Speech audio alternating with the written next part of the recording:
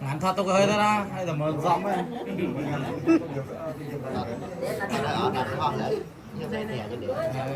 có priệp á mình lẻ đấy có priệp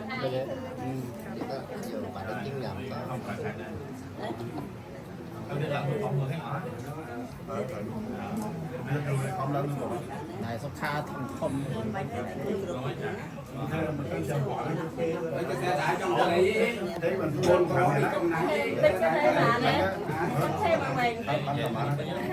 bạn còn nếu tóc hang suốt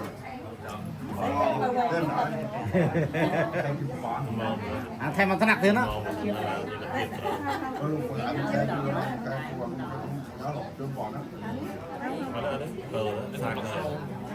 tục xuân nó vào bạc mà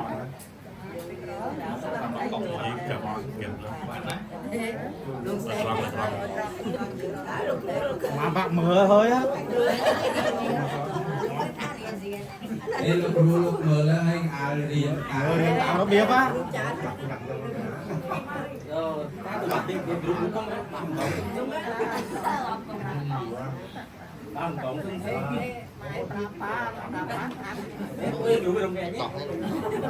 sao có nhỏ đại đấy cả ôn mình đấy bảo nhỏ đại đấy phạt nhỏ chứ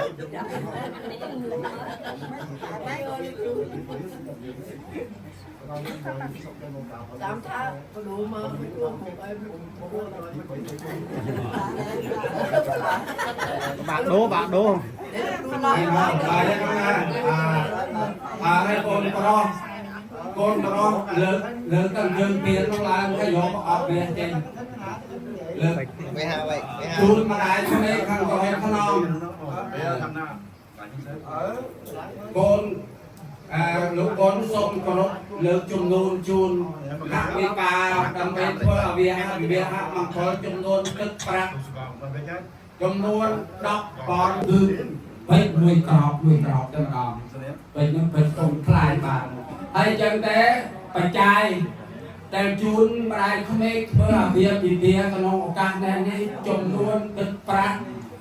$10,000 สหรัฐอเมริกคือ$10 $10,000 สหรัฐอเมริกคือ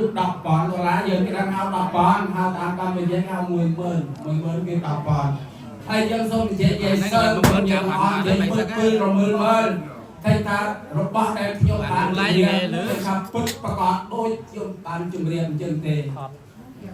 ពិតប្រកបហើយយើងសូមឲ្យបងភាសាមកបាក់មែនគឺបងរបស់យើងចឹងទៅណា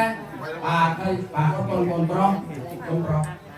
đó bạc chun បាក់កសែកមុនកសែកចាំកសែដែរហើយបានបាក់ជាជាក្រោយកសែកមុនkhặt mò cá thôi đấy không chụp lọc luộc ó cái miếng mò cá còn hẳn đâu vậy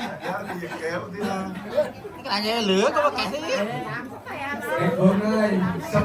để tạo thêm mà thế hình như nó mà nằm bảy không biết mò cá còn hẳn đó bảy sao đấy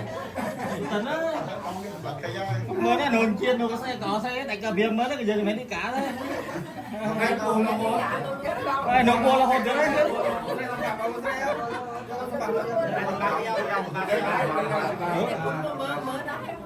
tổ tiếng này vậy hay đúng không là hot tiếng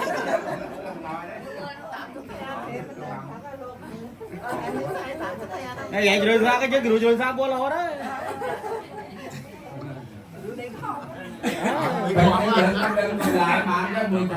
lố ơi rộm hơi ở lúc sau em dạng bia bia mới nó phải còn làm đi cả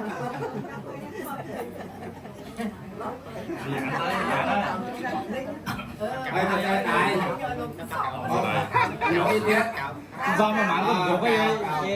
do mà đỡ vào đỡ đấy xanh ơi lá không group không đâu vậy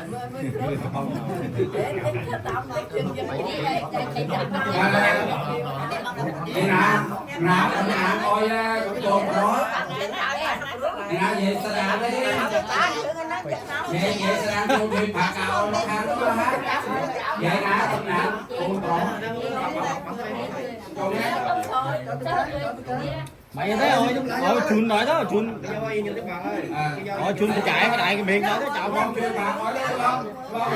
phạt cào cáo nó khang nó mới khinh nó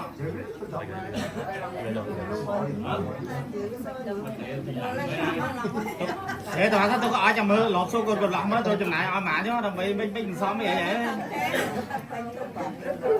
chạm lọt số còn lọt hết bạn